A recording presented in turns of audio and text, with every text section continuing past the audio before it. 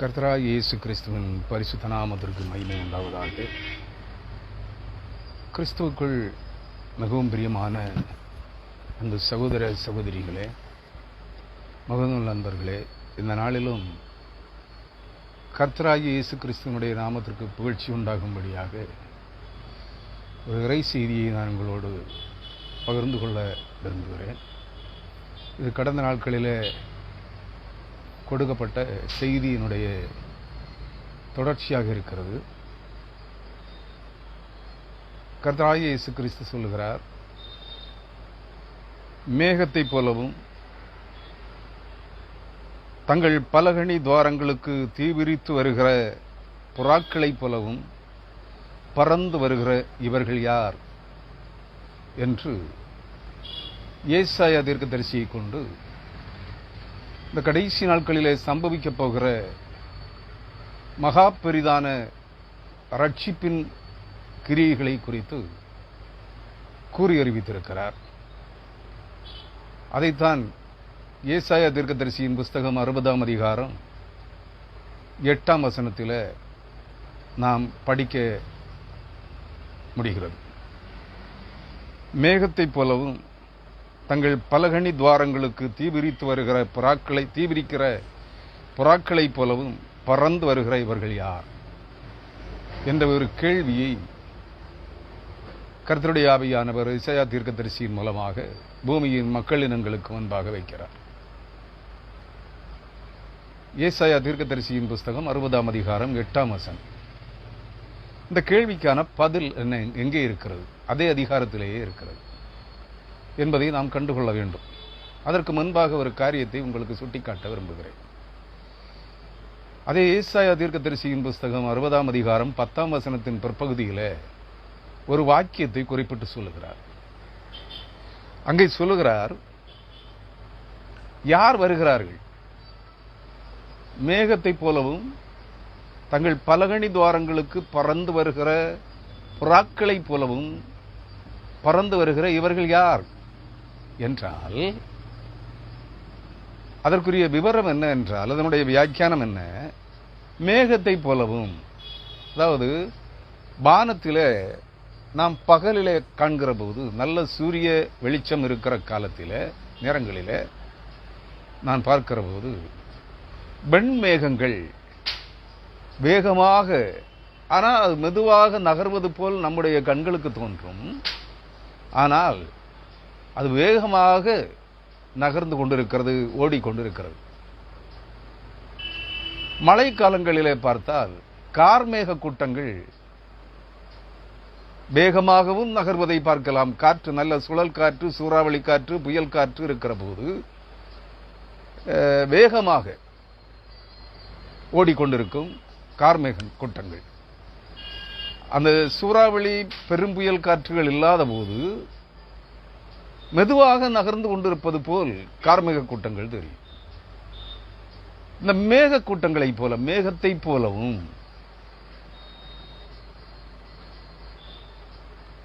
தங்கள் பலகணி துவாரங்களுக்கு தீவிரிக்கிற புறாக்களைப் போலவும். பலகணி துவாரங்கள் என்றால் ஜன்னல்கள். ஆங்கில வேதாகமும் அதை விண்டோஸ் என்று சொல்கிறது. புறாக்கள் ஜன்னல்களில் கூடு கட்டும்.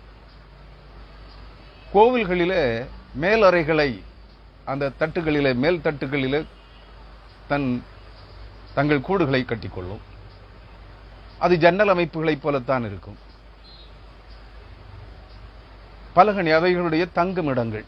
அது அந்த ஒவ்வொரு ஜன்னல் அமைப்பான அந்த பலகணி துவாரங்களிலே, தங்கள் கோடுகளிலே ஒருவர் புகுந்து சொல்லுகின்ற, உள்ளே நுழைகின்ற, ஒரு புறா உள்ளே நுழைந்து செல்லுகின்ற அளவிற்கு ஒரு துவாரத்தை வைத்திருக்கும்.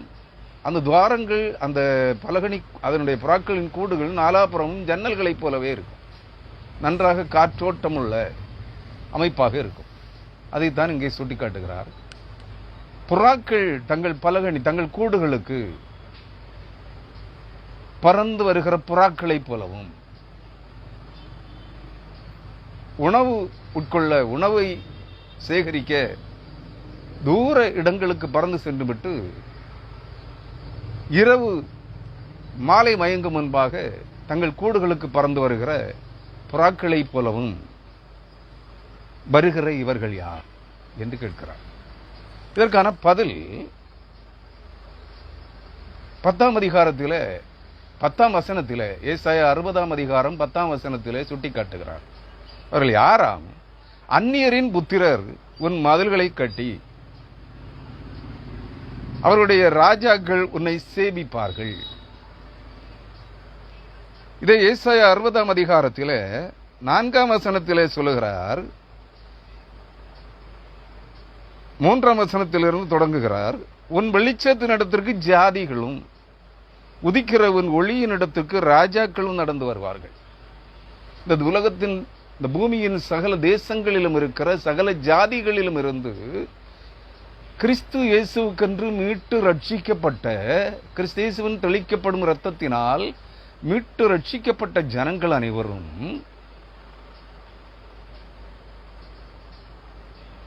யாரிடத்தில் கிறிஸ்துவின் மகிமை, உயிர்த்தெழுந்த இயேசு கிறிஸ்துவின் முகத்தில் இருக்கிற தேவ மகிமையின் அறிவாகிய ஒளி சூரியனை போல பிரகாசிக்கிறதோ, யார் ஒருவன் கிறிஸ்துவின் உயிர்த்தெழுந்த இயேசு கிறிஸ்து ஒலிவ மலையில அவருடைய மறுரூப காட்சியை காண்பித்தார் என்று நாம் பார்க்கிறோம்.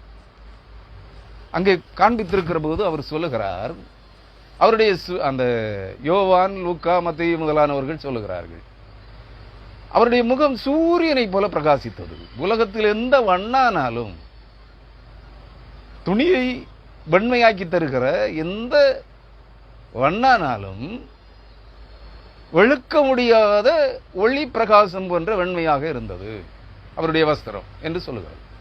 அதுவும் போன்றதுதான் முதலாவது மறுபடி பிறக்கின்ற அந்த மனிதன், தேவ மனிதன்.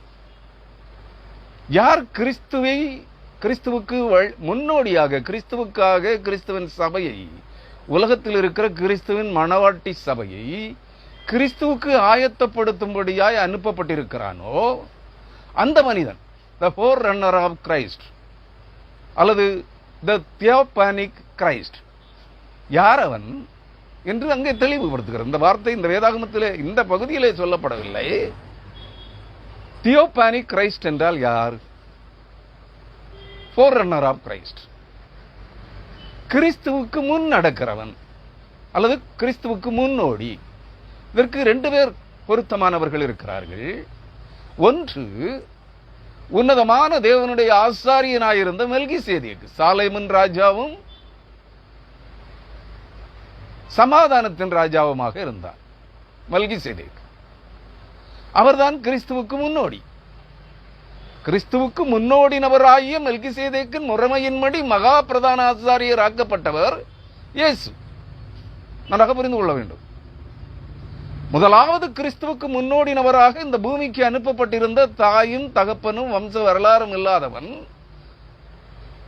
தேவனாலே பிறப்பிக்கப்பட்டவன், எங்கிருந்து வந்தான் எங்கே போனான் என்று அறிய முடியாத நிலையிலே காணப்படுகிற சமாதானத்தின் ராஜாவும் சாலேமின் அரசனுமாயிருந்த, நீதியின் ராஜாவுமாக இருந்த மெல்கிசேதேக்கு கிறிஸ்துவுக்கு முன்னோடினவர். இயேசு கிறிஸ்து பூமியிலே மனிதகுமாரனாக பிறப்பதற்கு முன்பே, ஆதி முதற்கொண்டே, துவக்கத்தில் இருந்தே தேவனுக்கு முன்பாக நிற்கிற, தேவனை போல் இருந்த, தேவகுமாரனுக்கு ஒப்பாக இருந்த அந்த மெல்கிசேதேக்கு தான் கிறிஸ்துவுக்கு முன்னோடியாக இந்த பூமிக்கு வந்து சென்று கொண்டிருந்த கர்த்தருடைய தூதனானவர். நன்றாக புரிந்து கொள்ளுங்கள். அதை பழைய ஏற்பாட்டிலே நாம் படிக்க முடியும். அதிசயமானவர் என்ற நாமத்திற்குரியவர். அவருடைய பிறப்பு அதிசயமானது, அவருடைய வருகை அதிசயமானது, அவருடைய வந்து செல்லுகின்ற அக்கினி ஜுவாலையாக வருகிறவர். சிம்சோனுடைய பிறப்பை குறித்து அவன் தகப்பனாகிய மனோவாவுக்கு அவர் வெளிப்படுத்தி காட்டுகிற போது, அதே அந்த அதிசயமான பட்சிக்கிற அக்கினியாய் இருக்கிற தேவனிடத்திலிருந்து வருகிற பட்சிக்கிற அக்கினி ஜுவாலையாய் இருக்கிறவர், அதிசயமானவர், அவர்தான் கர்த்தருடைய தூதர், அவர்தான் கிறிஸ்து. அதை புரிந்து கொள்ள வேண்டும். நம்மோடு இருக்கும் கிறிஸ்து அவரே, என்றென்றைக்கும் எப்பொழுதும் நம்மோடு இருக்கும் கிறிஸ்து அவரே, கர்த்தருடைய தூதனான. இரண்டாவதாக, அந்த இடத்திற்கு அபிஷேகம் பண்ணப்பட்ட ராஜாவாகிய கிறிஸ்துவாக, மேசியா எனும் கிறிஸ்துவாக, வரப்போகிற மேசியா என்று அழைக்கிறார்களே. இயேசு கிறிஸ்துவை யூதர்கள் ஏற்றுக்கொள்ளவில்லை. ஆனால் அவர்தான், இயேசு கிறிஸ்து தான் வரப்போகிற, இன்னும் ரகசிய வருகையிலும் பரசிய வருகையிலும் வரப்போகிற மேசியாவாகிய கிறிஸ்து. அவர் இனி வருகையில், அவருடைய இரண்டாம் வருகைதான் யூதர்களுக்கான மேசியாவாக வருகிறார். நன்றாக புரிந்து கொள்ளுங்கள். அவர்தான் அவருக்கு வழிகாட்டுகிறவன். அவருக்கு கிறிஸ்துவின் சபையை, இயேசு கிறிஸ்து சிலுவையிலே ரத்தம் சிந்தி தம்முடைய ரத்தத்தினாலே சம்பாதித்த உலகத்தில் இருக்கிற கிறிஸ்துவின் மணவாட்டியாகிய சபையை கண்காணிக்கிறவனும் அவனே. அவனே உலகத்தில் இயேசு கிறிஸ்துவின் ரத்தத்தினால் சம்பாதிக்கப்பட்ட கிறிஸ்துவுக்கான மணவாட்டி சபையை கண்காணிக்கிறவனாக பரிசுத்த ஆவியாயிருக்கிற தேவனால் ஏற்படுத்தப்பட்ட கண்காணி. அவன் தான் கிறிஸ்துவுக்காக சபையை ஆயத்தப்படுத்துகிறவன். ஆனால் இயேசு கிறிஸ்து மனிதனாக பிறந்தபோது அவருக்கு முன்னோடுகிறவனாக, அவருக்கு வழிகாட்டியாக, அவரை ஜனங்களுக்கு அறிமுகப்படுத்துகிறவனாக ஒரு ஃபோர்ரன்னர் ஆஃப் கிரைஸ்ட் அனுப்பப்பட்டிருந்தான். யார் அவன்? ஸ்நாபக யோவான், முழுக்கு முனிவர் யோவான் என்று நாம் அழைக்கிறோமே, அவர் ஸ்நாபக யோவான். அவருக்கும் இந்த ஃபோர்ரன்னர் ஆஃப் கிரைஸ்ட் என்கிற அடைமொழி உண்டு. கிறிஸ்துவுக்கு வழிகாட்டுகிறவன், இதோ மேசியா வருகிறார், வந்திருக்கிறார் என்று அடையாளம் காட்டினவன்.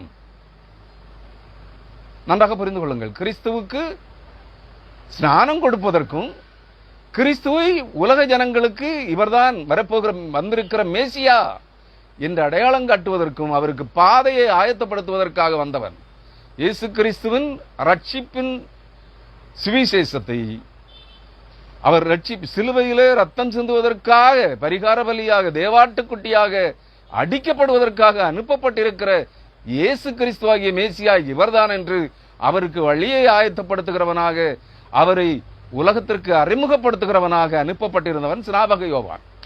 அவனுக்கும் ஃபோர்ரன்னர் ஆஃப் கிரைஸ்ட் என்கிற அடைமொழி உண்டு, தியோபானிக் கிரைஸ்ட் என்கிற அடைமொழி உண்டு. ஆனால் யதார்த்தமாக தியோபானிக் கிரைஸ்ட் என்றால் வரப்போகிற மேசியாவுக்காக சபையை, உலக ஜனங்களை கிறிஸ்துவின் ரத்தத்தினால், இயேசு கிறிஸ்து முதலாவது மனிதனாக வந்து சிலுவையிலே தேவாட்டுக்குட்டியாக மனிக்குல பாவத்திற்கு பலியாக சிந்தின அந்த ரத்தத்தினாலே, ரத்தத்தை இந்த பூமியின் ஜனங்களின் மேல் தெளித்து சுத்த ஜலமாக வெண்பனி போல் தெளிக்கப்படுகிற இயேசு கிறிஸ்து ரத்தத்தினாலே மீட்டு ரட்சித்து மீட்கப்படுகிற ஜனங்களை கொண்டு கிறிஸ்துவிற்குரிய உலகத்தின் சபையாகிய, கிறிஸ்துவின் மணவாட்டி ஆகிய உலக திருச்சபையை கிறிஸ்துவுக்காக ஆயத்தப்படுத்துகிற முன்னோடியாக வருகிறவன் தான் மெல்கிசேதேக்.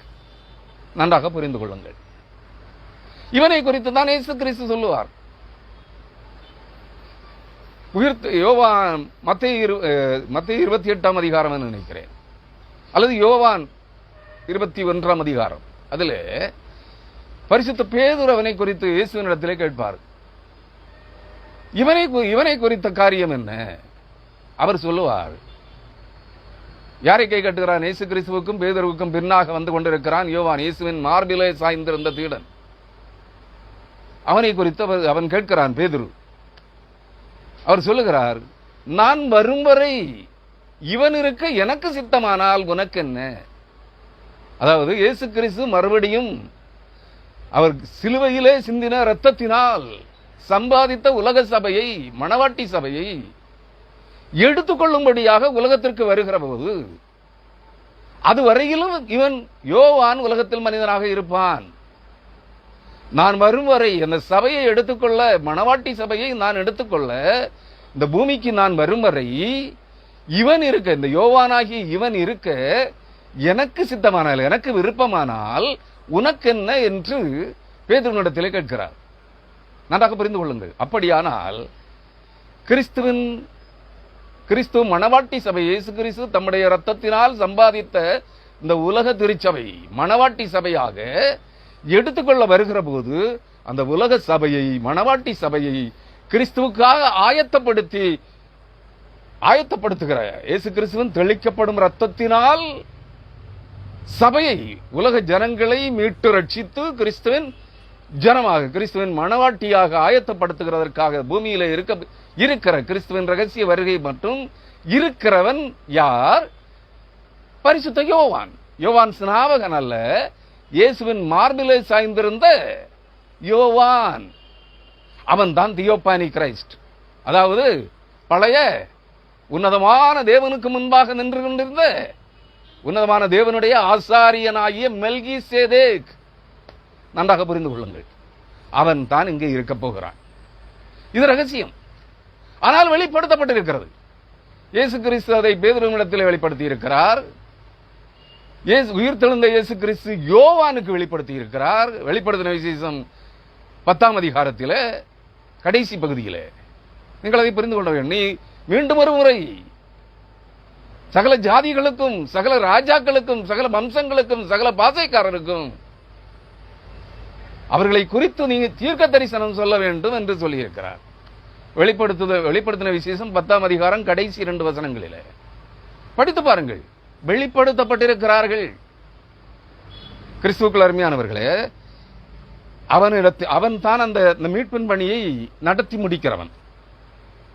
நீங்கள் அதை நன்றாக புரிந்து கொள்ள வேண்டும். 1 பேதுரு 1ஆம் அதிகாரம் 2ஆம் வசனம் முதல் 5ஆம் வசனம் வரையிலும் சொல்லப்பட்டிருக்கிற அந்த வார்த்தைகள் தெளிக்கப்படுகிற பரிசுத்தவான்கள் ஆக்கப்படும்படியாய் தெளிக்கப்படுகிற இயேசு கிறிஸ்துவின் ரத்தத்தின் இடத்திற்கு ஜனங்களை கூட்டி சேர்க்கிறவன் அவன்.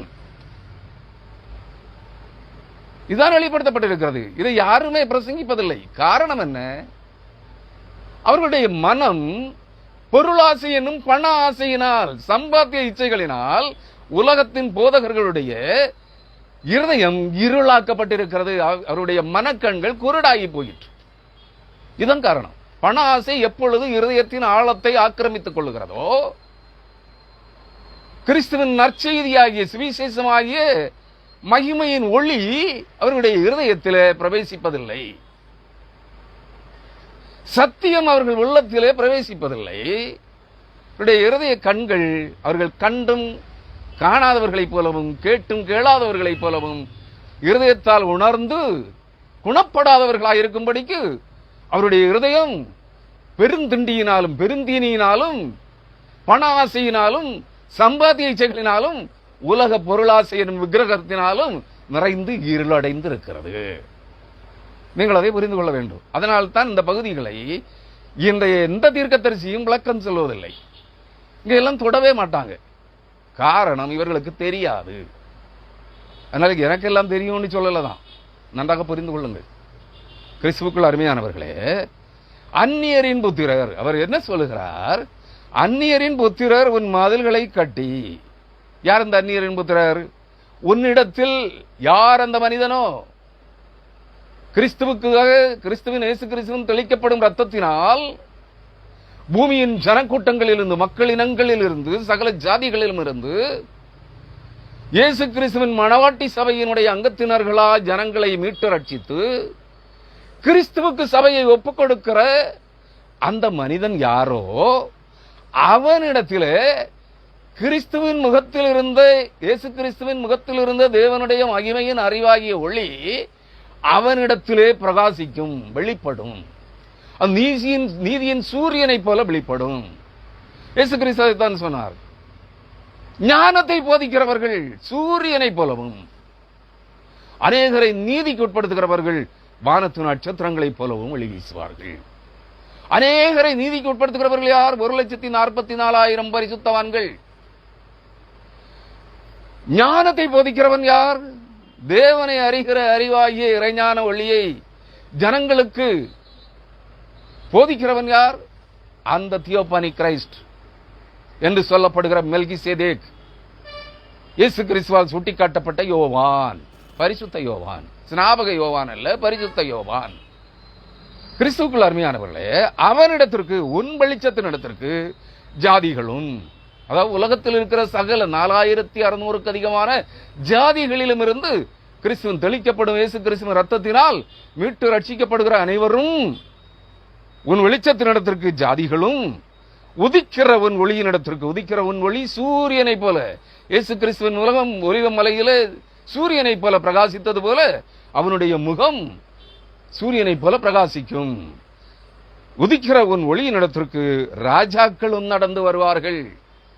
இதுவரையிலும் இந்த உலகத்தில் எந்த ஊழியக்காரனை தேடியும் உலகத்தில் இருக்கிற சகல ஜனங்களிலும் இருந்து மீட்டு ரட்சிக்கப்பட்டவர்களோ அந்த ஜனங்களுடைய ராஜாக்களோ கடந்து வரவில்லை. அது இனிதான் சம்பவிக்க போகிறது. கிறிஸ்துவுக்குள் அருமையானவர்களே, உன் கண்களை சுற்றிலும் ஏறெடுத்து பார், அவர்கள் எல்லாரும் வேகமாய் கூடி உன்னிடத்திற்கு வருகிறார்கள். மீட்டெடுக்கப்படுகிற ஜனங்களும் அவர்களுடைய ராஜாக்களும் கூடி உன்னிடத்திற்கு வருகிறார்கள். இயேசு கிறிஸ்துவின் ரத்தத்தால் மீட்டு ரட்சிக்கப்படுகிற ஜனங்கள் அனைவரும் ராஜாக்களாயும் ஆசாரியர்களாயும் அழைக்கப்பட்டிருக்கிறார்கள். நீங்களும் நானும் இந்த உலக ஜனங்களும் ராஜாக்களாகவும் ஆசாரியர்களாகவும் மாற்றப்பட வேண்டும் என்றால் தெளிக்கப்பட போகிற புல் பூண்டுகளின் மேல் பெய்யும் வெண் பனி போல் தெளிக்கப்பட போகிற இயேசு கிறிஸ்துவின் ரத்தம் தெளிக்கப்படுகிற ஜனங்கள் தான் ராஜாக்களாகவும் ஆசாரியர்களாகவும் மாற்றப்படுவார்கள். ராஜரீக ஆசாரிய கூட்டமாய் மாற்றப்படுவார்கள். நன்றாக புரிந்து கொள்ளுங்கள் கிறிஸ்துவுக்குள் அருமையானவர்களே. இவர்கள் வந்து என்ன செய்வார்களாம்? அவனுடைய, அதாவது அவர்கள் அந்நியரின் புத்திரர் உன் மதில்களை கட்டி. ஏன்னா அங்கே அவன் எங்கே இருக்கிறானோ அங்கே மீட்டெடுக்கப்படுகிற ஜனங்கள் வந்து கூடுவதற்கு ஏதுவான ராஜாக்களும் மீட்கப்படுகிற இயேசு கிறிஸ்துவின் ரத்தத்தால் மீட்டு ரட்சிக்கப்படுகிற ஜனங்களும் இயேசு கிறிஸ்துவின் ரத்தத்தால் மீட்டு கழுவப்பட்டு பரிசுத்தவான்களாக்கப்பட்டு ஜீவனுள்ள தேவனுடைய ஊழியக்காரர்களாய் மாற்றப்படுகிற 1,44,000 ஊழியக்காரர்களும் பரிசுத்தவான்களும் வந்து கூடுவதற்கேற்ற ஒரு இடம் அங்கே ஆயத்தப்பட்டிருக்கும். அதாவது கர்த்தருடைய ஆலயம் எருசலேமிலே கட்டப்படுவதற்கு முன்பு இங்கே அந்த மனிதன், அந்த முதலாவது மறுபடி பிறக்கிற அந்த தேவ மனிதன், அதாவது கர்த்தருடைய தூதன், கர்த்தருக்கு முன்பாக நிற்கிறவன், கர்த்தரிடத்திலிருந்து அனுப்பப்படுகிற அந்த தூதன், அதாவது ஏசாயா 46ஆம் அதிகாரம் 11ஆம் வசனத்திலே சொல்லப்படுகிற சூரியோதய திசையிலிருந்து பறந்து வருகிற இந்த உராஞ்சுகிற பட்சியை போல பறந்து வருகிற கர்த்தருடைய தூதனும் தூரக்கிழக்கு நாட்டிலிருந்து ஆயத்தப்படுத்தப்பட்டிருக்கிற தேவனுடைய திட்டங்களை, செயல் திட்டங்களை செய்து நிறைவேற்றும்படியாய் அழைக்கப்பட்டிருக்கிற மனுஷனும் 2 பேரும் ஒண்ணுதான், ஒரே ஆளுதான். தூதனும் மனுஷனும் ஒருவரே. அந்த மனிதன் எங்கே இருக்கிறானோ அங்கே ஒரு ஆலயமும், அங்கே கடந்து வருகிற உலகத்தின் சகல ஜனங்களிலும் இருந்து முதல் கனியாக மீட்டு கிறிஸ்துவின் உடன் சகோதரர்களாக மீட்டு ரட்சிக்கப்படுகிற ஜீவனுள்ள தேவனுடைய ஊழியக்காரர்களாகிய 1,44,000 பரிசுத்தவான்களும் வந்து கூடுவதற்கேற்ற, அவர்கள் தங்குவதற்கேற்ற ஒரு இடம் அங்கே ஆயத்தமாக்கப்பட்டிருக்கும். அதை கட்டுகிறவர்கள் யார்? அதை தான் இங்கே சொல்லுகிறார். ஆனாலும் அதற்கு முன்பு ஒரு காரியத்தை சுட்டிக்காட்ட விரும்புகிறேன். என்னன்னா, அந்த 10ஆம் வசனம், ஏசாயா 60ஆம் அதிகாரம் 10ஆம் வசனத்திலே ஒரு காரியம் பிற்பகுதியிலே சுட்டிக்காட்டப்படுகிறது. அதைத்தான் ஆரம்பத்தில் சொன்னேன். பட் உங்களுக்கு புரியணுங்கிறதுக்காக இதை நான் விளக்க வேண்டியதாயிற்று. இப்பொழுது அதை கூறுகிறேன். அந்நியரின் புத்திரர் உன் மதில்களை கட்டி அவர்களுடைய ராஜாக்கள் உன்னை சேவிப்பார்கள். அதாவது செமிகாலன் போட்டு நிப்பாட்டிட்டு அடுத்த வார்த்தை என்ன சொல்லப்படுகிறது? என் கடுங்கோபத்தினால் உன்னை அடித்தேன், ஆனாலும் என் கிருபையினால் உனக்கு இறங்கினேன். இது இயேசு கிறிஸ்துவுக்கும் சொல்லப்பட்ட வார்த்தை. இமைப்பொழுது உன்னை கைவிட்டேன், ஆனாலும் உருக்கமான இரக்கங்களால் உன்னை சேர்த்துக் கொள்ளுவேன். ஜஸ்ட் ஒரு 3 மணி நேரம் சிலுவையிலே தொங்கிக் கொண்டிருந்த போது 3 மணி நேரம் தேவன் கிறிஸ்துவை, தம்முடைய குமாரனாகிய இயேசு கிறிஸ்துவை கைவிட்டார். அப்பொழுது இருள் சூழ்ந்தது. இயேசு கிறிஸ்துவோடு இருந்த கிறிஸ்துவானவர் பரலோகத்திற்கு ஏறி சென்றார். ஜீவ ஒளியாகிய கிறிஸ்து மனுஷகுமாரனாகிய இயேசுவை விட்டு கடந்து சென்ற போது, மனுஷகுமாரனாகிய இயேசுவை கைவிட்டு தேவகுமாரனாகிய கிறிஸ்து, ஜீவ ஒளியாகிய கிறிஸ்து அவரை விட்டு கடந்து சென்ற போது 3 மணி நேரம், மும்மணி நேரம் இருள் அவரை சூழ்ந்து கொண்டது. சாத்தான் அவரை சூழ்ந்து கொண்டான். நன்றாக புரிந்து கொள்ளுங்கள். அதுபோல இங்கே இந்த வசனம் என்ன சொல்கிறது? என் கடுங்கோபத்தினால் உன்னை அடித்தேன், ஆனாலும் என் கிருபையினால் உனக்கு இறங்கினேன். யாரை அடிக்கிறார் அப்போ?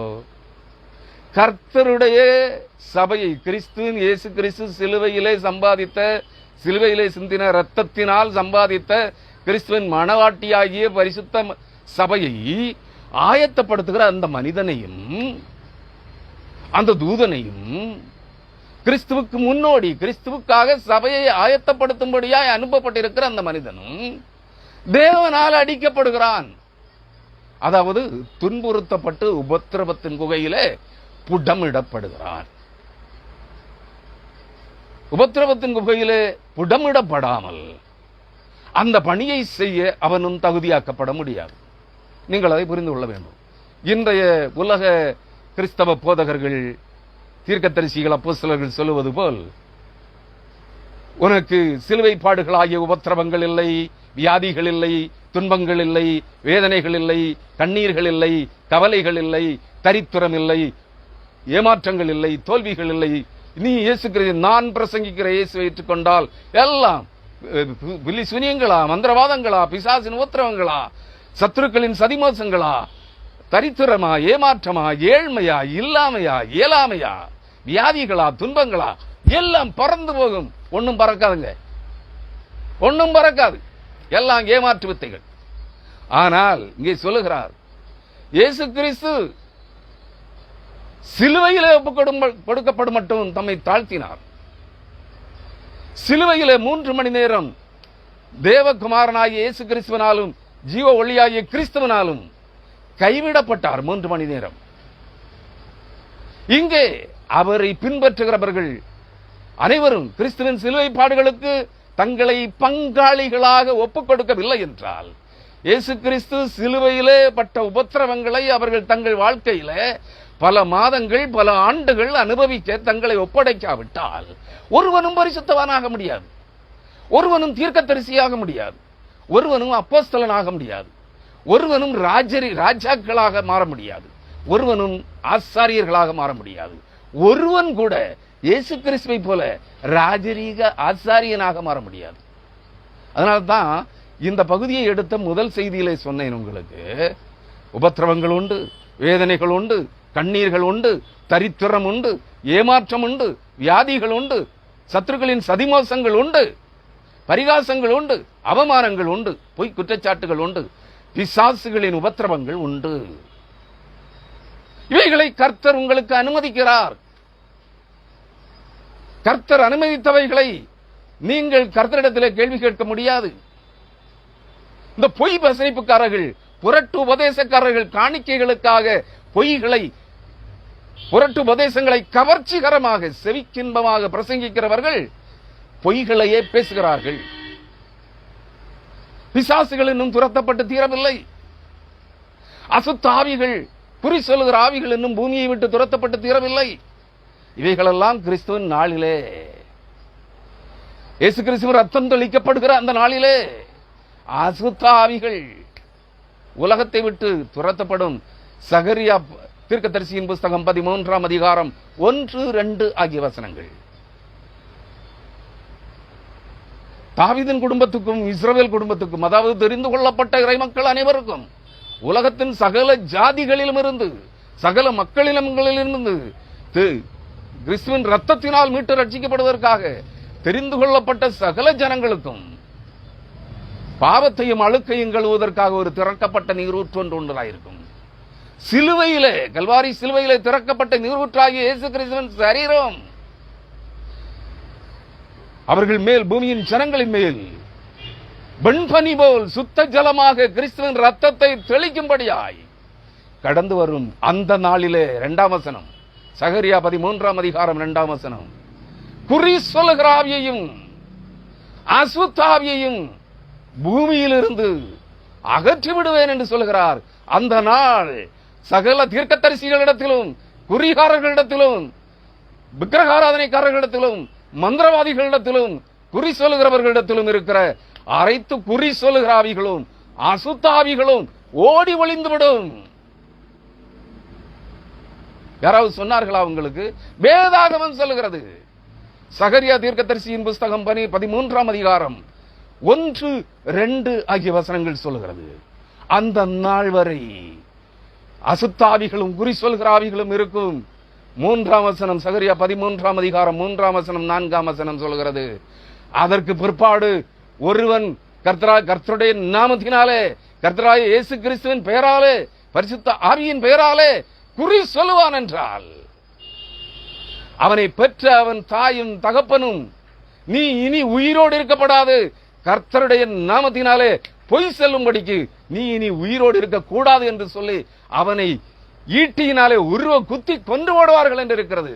எங்கேயாவது நடந்துச்சா? கிறிஸ்துவுக்குள் அருமையானவர்களே, இது நடக்கும்.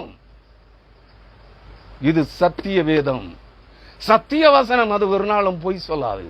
ஒருவேளை காலதாமதமாகலாம் நம்முடைய பார்வையிலே,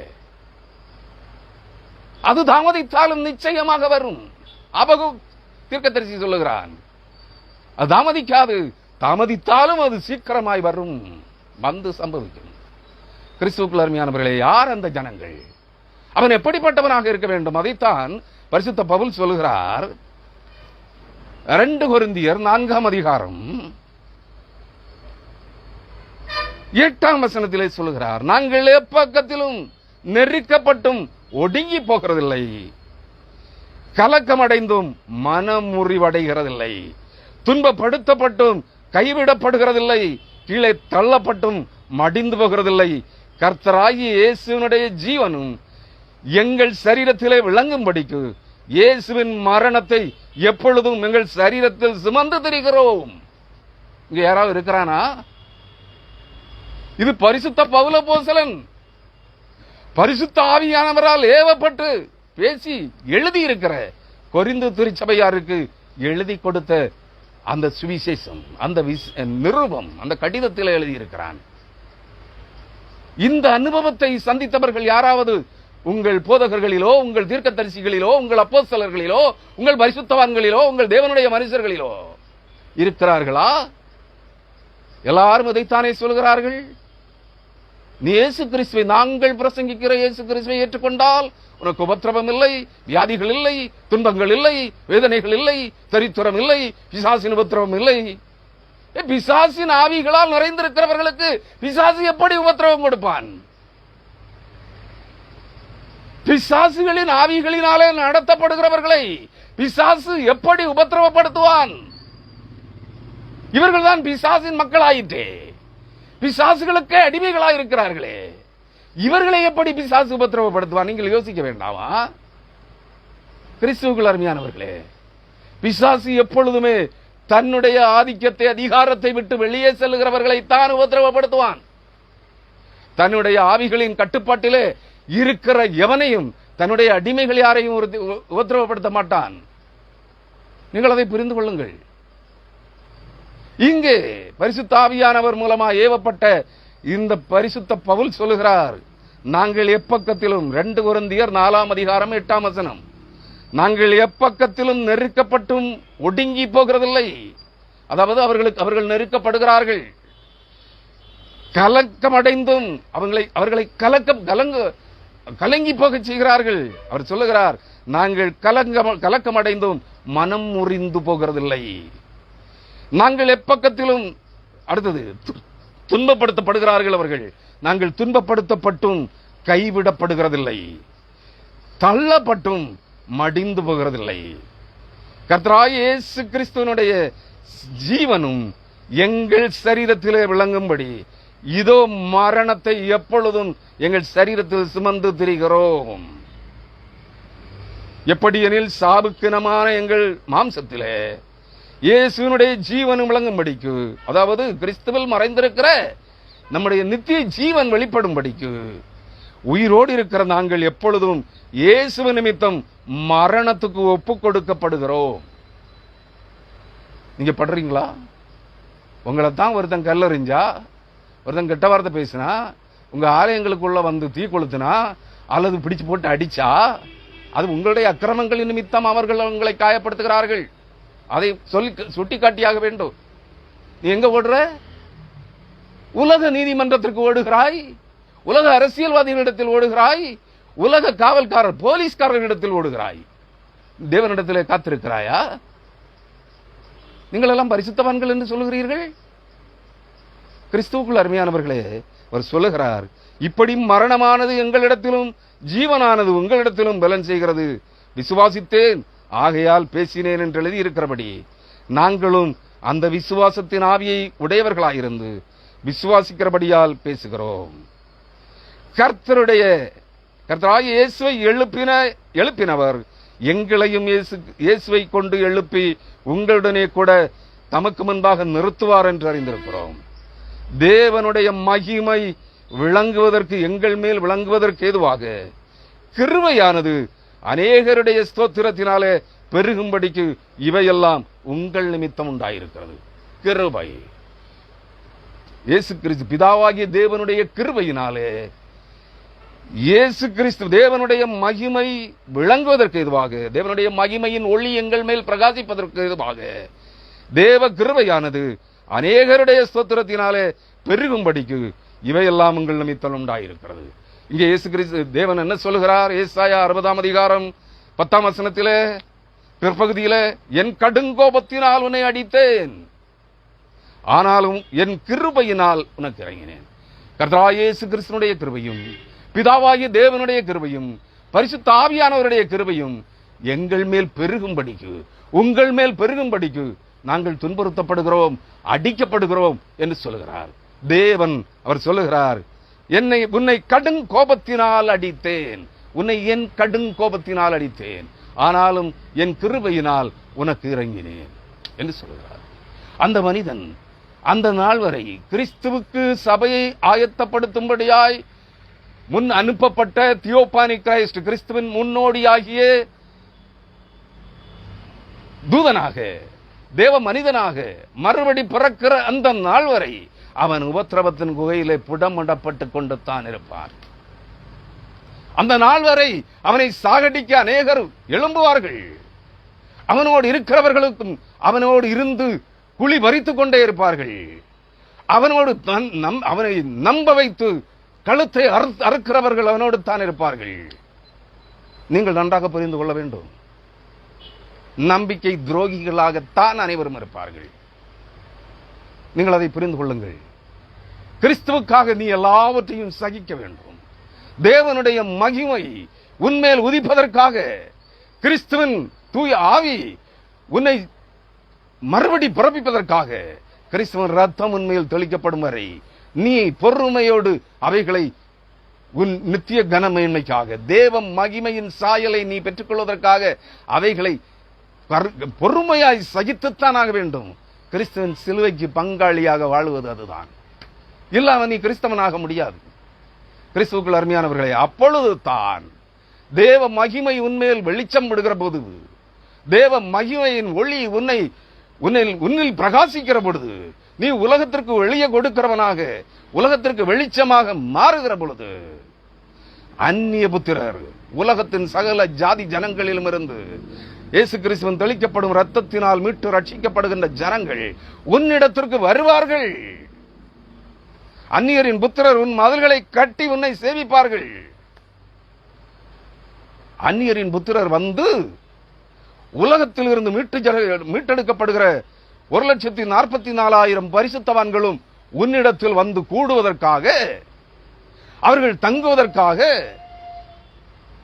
ஆலயத்தையும் அதன் மதில்களையும் கட்டுவார்கள். தங்குமிடங்களையும் மதில்களையும் சுற்று மதில்களையும் கட்டுவார்கள். யார் வந்து கட்டுவார்கள்? நீ சம்பளம் கொடுத்து கட்ட வேண்டாம். உலகத்தில் இருந்து வருகிற, பூமியின் ஜனக்கூட்டத்தில் இருந்து வருகிற அந்நியரின் புத்திரர், அவர்கள் கிறிஸ்தவர்கள் அல்ல, அவர்கள் யூதர்கள் அல்ல, புற ஜாதிகளில் இருந்து இயேசு கிறிஸ்துவின் ரத்தத்தால் மீட்டு ரட்சிக்கப்படுகிற ஜனங்களும் அவருடைய ராஜாக்களும் வருவார்கள். அவர்களுடைய ராஜாக்கள் உன்னை சேவிப்பார்கள். சேவிப்பார்கள்னா உனக்கு பணிவிடை செய்வார்கள், உன்னை தொழுது கொள்வார்கள். கிறிஸ்துவை எப்படி தொழுது கொள்கிறார்களோ அப்படி கிறிஸ்துவுக்கு முன்னோடியாக அனுப்பப்பட்டிருக்கிற அந்த மனிதனையும், தகுதியாக்கப்பட்டு எழும்ப பண்ணுகிற அந்த மனிதனையும் தொழுது கொள்வார்கள், அவனுக்கு பணிவிடையும் செய்வார்கள். இதான் கிறிஸ்துவை போலாகுதல். சும்மா பணம் பணம்னு அறைகிறவெல்லாம் கோடிக்கணக்கில் பல ஆயிரம் கோடிகளை சம்பாதித்து கிறிஸ்துவின் பெயரால் பரிசுத்தாவியானின் பெயரால் காணிக்கை வாங்கி சம்பாதித்து இருக்கிறவன் எல்லாம் உலகத்தின் ஜனங்கள் வந்து மீட்கப்படுகிற ஜனங்களோ உலகத்தின் சகல நாடுகளின் ராஜாக்களோ வந்து பணிந்து குனிந்து அவனை தொழுது கொண்டு அவனுக்கு பணிவிடை செய்ய மாட்டார்கள். நீ உலகத்துல தான் கோடீஸ்வரன், நீ கிறிஸ்துவுக்குரியக்காரன் அல்ல. நீ பணத்திற்கு ஊழியம் செய்கிறாய், ஜனங்களை வசியப்படுத்துகிறாய், உலகத்தின் சம்பாத்தியங்களுக்காக நீ வேலை செய்கிறாய். அப்படிப்பட்டவர்களை பின்பற்றுகிறவர்களே மனம் திரும்புங்கள், இல்லையே அவர்களோடு கூட நீங்கள் சங்கமித்து போவீர்கள். ஏனெனில் உலகத்தில் 2 பங்கு கூட்டம், தோராயமாக 550 கோடி ஜனங்கள், 550 கோடி ஜனங்கள் சாத்தானின் மக்களே, பிசாசுகளின் ஆவிகளால் நடத்தப்படுகிறவர்களே, அந்தி கிறிஸ்துவின் கூட்டமே. நீ எந்த கூட்டத்தில் இருக்க போகிறாய் என்பதை சிந்தித்துப்பார். இங்கே சொல்லுகிறார் அடுத்த வசனம், 11ஆம் வசனம், 60ஆம் அதிகாரம், ஏசாயா 60ஆம் அதிகாரம் 11ஆம் வசனம். உன்னிடத்துக்கு ஜாதிகளின் பலத்த சேனையை கொண்டு வரும்படிக்கும். யாரிடத்தில்? கிறிஸ்துவுக்கு முன்னோடி, கிறிஸ்துவுக்காக கிறிஸ்துவின் மணவாட்டி சபையை ஆயத்தப்படுத்துகிற அந்த மனிதனுக்கு முன்பாக ஜாதிகளின் பலத்த சேனை, உலகத்தில் இருக்கிற சகல ஜாதிகளிலும் இருந்து ஒரு பெருங்கூட்டம் ஜனம். அதான் நான் சொன்னேன், முந்தின செய்திகளிலே சொல்லி இருக்கிறேன். தோராயமாக பூமியின் ஜனக்கூட்டத்தில் 1/3 பங்கு, தோராயமாக 262 முதல் 267 கோடி ஜனங்கள், பெரும் ஜனக்கூட்டம். கணக்கிட்டு பாருங்கள், உலகத்தில் இருக்கிற ஜனம் தோராயமாக 525 கோடி ஜனங்கள், 525 முதல் 530 கோடி ஜனங்கள் சத்துருவின் மக்களாக இருக்கிறார்கள். பொய்யர்களாய், வேத புரட்டர்களாய், கொள்ளைக்காரர்களாய், திருடர்களாய், வேசிப்பிள்ளைகளாய், விபச்சார சந்ததிகளாய், அசுத்தாவிகளால் நடத்தப்படுகிறவர்களாய், பணாசை கொண்டவர்களாய், பொருளாசை கொண்டவர்களாய் இருக்கிறார்கள், விக்கிரக ஆராதனைக்காரர்களாய். நீ எங்கே இருக்க போகிறாய்? அது 2/3 பங்கு ஜனம். ஆனால் 1 பங்கு அக்கினியில் அகப்பட்டு தப்பினது போல் இருக்கும். அக்கினிக்குள்ள விழுந்து பார்த்தா தான் தெரியும். அக்கினியில் அகப்பட்டு தப்பினவர்களை போல் இருப்பார்கள். 262 கோடி முதல் 267 கோடி மக்கள், உலகத்தின் ஜனக்கூட்டத்தில் 1/3 பங்கு பெயர். இந்த ஜனக்கூட்டத்தை எல்லாம் கொண்டு வரும்படிக்கும், உன்னிடத்துக்கு ஜாதிகளின் பலத்த சேனையை கொண்டு வரும்படிக்கும், அவருடைய ராஜாக்களை அழைத்து வரும்படிக்கும், உன் வாசல்கள் இரவும் பகலும் பூட்டப்படாமல் எப்பொழுதும் திறந்திருக்கும். உன் வாசல்கள் இங்க எந்த ஊழியக்காரனுடைய, எந்த பரிசுத்தவானுடைய வீடாவது திறந்திருக்கா? கோயிலாவது திறந்திருக்கா? ஜப கூடாரங்களாகிலும் உலக ஜப கோபுரங்களாகிலும் திறந்திருக்கா? இல்ல. அங்க காவல்காரன் இருப்பான். ஆளுயர நாய்கள் 2 லட்சம் 3 லட்சம் ரூபாய் விலை மதிப்புள்ள நின்ற நிலையிலே கழுத்தை கவிக்கொள்ளுகிற பெருநாய்கள், காவல் நாய்களாய், வேட்டை நாய்களாய் கட்டப்பட்டிருக்கிறது உலக பரிசுத்தவான்களின் வீடுகளிலே. உலக பரிசுத்தவான்கள், உலக தீர்க்கதரிசிகளின் வீடுகளிலே, கோவில்களிலே. ஏன்? நீ கிறிஸ்துவின் பெயரால் கொள்ளையடித்து சேர்த்து வைத்திருக்கிற பல்லாயிரம் கோடி பணத்தை கொள்ளையடித்து விடுவார்கள் என்று காவல் நாய்களை 2 லட்சம் 3 லட்சம் ரூபாய் கொடுத்து விலை கொடுத்து வாங்கி வாசலுக்கு, ஒவ்வொரு வாசலுக்கும் ஒரு நாயை வளர்த்து கொண்டிருக்கிறாயே. இங்கே என்ன சொல்லுகிறார் வசனம்? என்ன சொல்லுகிறது? உன்னிடத்துக்கு ஜாதிகளின் பலத்த சேனையை கொண்டு வரும்படிக்கும், அவருடைய ராஜாக்களை அழைத்து வரும்படிக்கும், உன் வாசல்கள் இரவும் பகலும் பூட்டப்படாமல் எப்பொழுதும் திறந்திருக்கும். தேவனே அதற்கு காவல்காரர். தேவ தூதர்களே பறந்து காக்கிற பட்சிகளை போல தேவன் தம்முடைய பரிசுத்த தேவ தூதர்களையும் பட்சிக்கிற அக்னி ஜுவாலைகளைப் போல தம்முடைய ஊழியக்காரர்களையும் அங்கே காவலுக்கு வைக்கிறார்.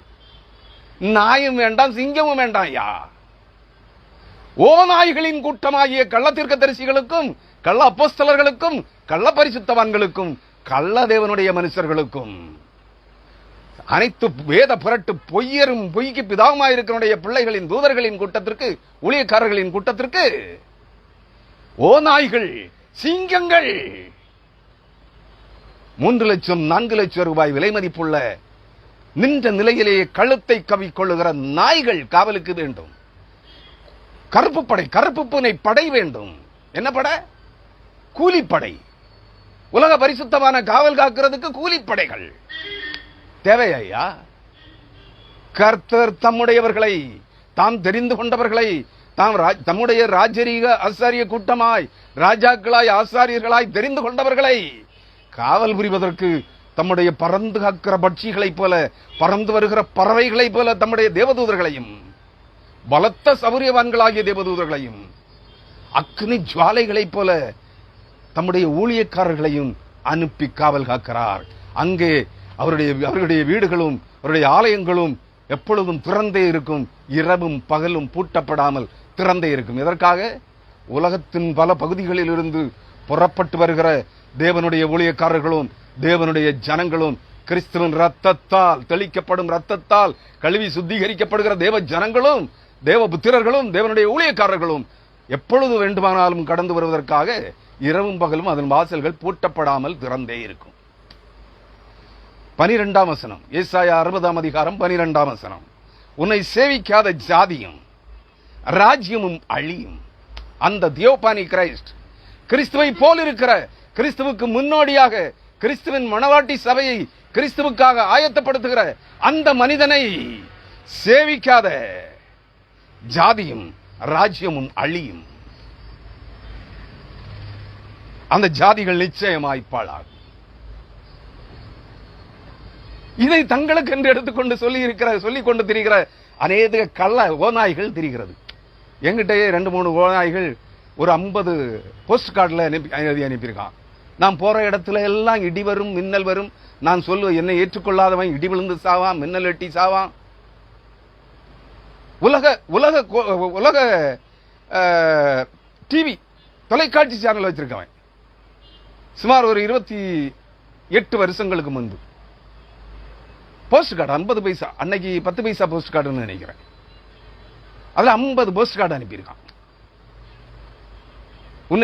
அவனை சேவிக்காத ஜாதியும் அவனை சேவிக்காத ஜனமும் இடி விழுந்து மின்னல் விழுந்து சாகும்.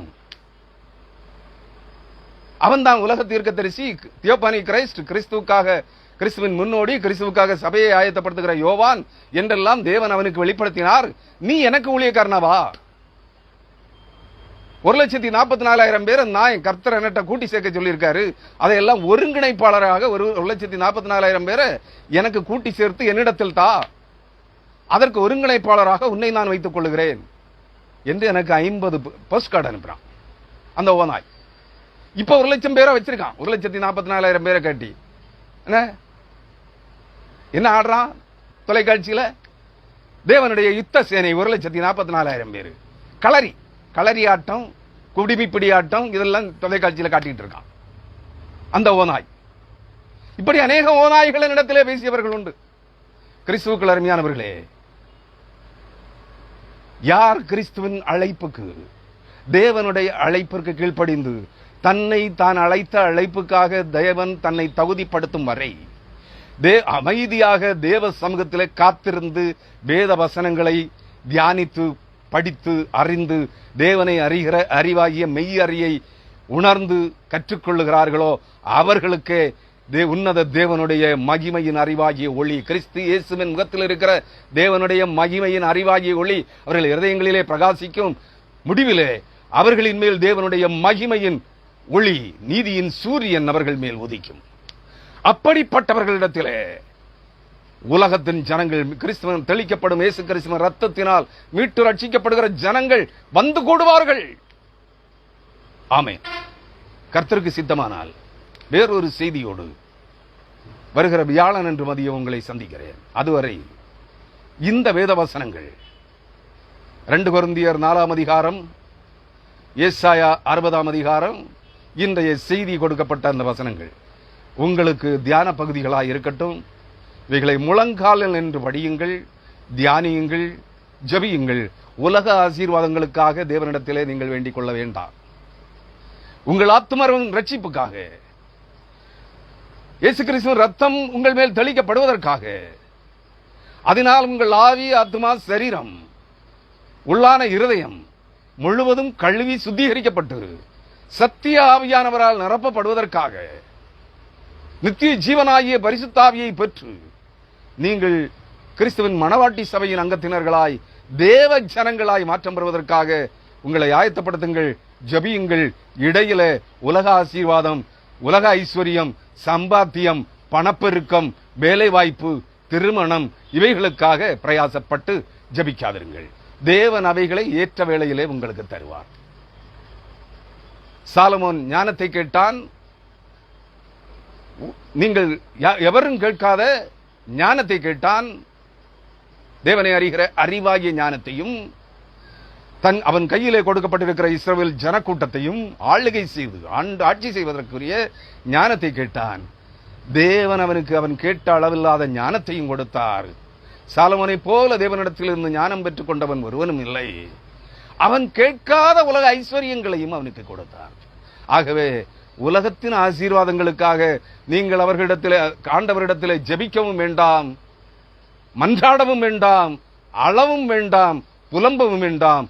உங்கள் ஆத்துமாக்களுக்காகவும் உங்கள் மனைவி, மக்கள், உங்கள் பிள்ளைகளுடைய ஆத்துமாக்களுக்காக, ஆத்தும ரட்சிப்புக்காகவும் அழுங்கள், புலம்புங்கள், கதறுங்கள், ஜெபியுங்கள், விண்ணப்பம் பண்ணுங்கள். தேவ சமூகத்திலே கேளுங்கள், அப்பொழுது உங்களுக்கு கொடுக்கப்படும். தட்டுங்கள், அப்பொழுது உங்களுக்கு திறக்கப்படும். ஆகவே தேடுங்கள், கண்டடைவீர்கள். இயேசு கிறிஸ்துவின் நாமத்திற்கு மகிமை உண்டாகட்டும். ஹல்லேலூயா. ஆமென்.